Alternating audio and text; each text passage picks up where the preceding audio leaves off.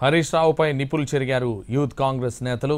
అమరవీరుల స్తూపాన్ని హరీష్ రావు పలువురు ఎమ్మెల్యేలు అపవిత్రం చేశారని మండిపడ్డారు.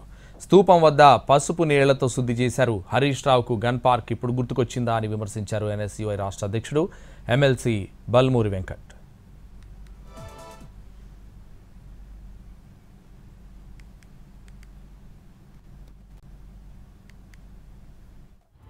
ఏదైతే ఆగస్టు 15వ తారీఖున తప్పనిసరిగా ఏదైతే మా ముఖ్యమంత్రి గారు సవాల్ విసిరారో, మా ముఖ్యమంత్రి గారు సవాల్ విసిరింది బీఆర్ఎస్ పార్టీ అధ్యక్షునికి.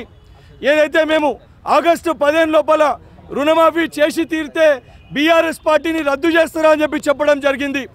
హరీష్ రావు గారు మీరు ఆ పార్టీలో మీరు కేవలం ఒక జీతగాడు మటుకే, నిజంగా కల్వకుంట్ల చంద్రశేఖరరావుని బయటికి రమ్మనండి.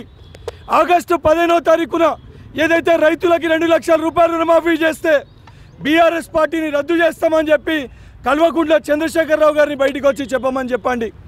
దానితో పాటు ఏదైతే మీరు సమర్పించిన మీ రాజీనామా లేఖని ఎమ్మెల్సీ హోదాలున్న నేను ఆగస్టు 15వ తారీఖున 2 లక్షల రూపాయలు రైతులకు రుణమాఫీ చేసిన తర్వాత నేను బాధ్యత తీసుకుంటా.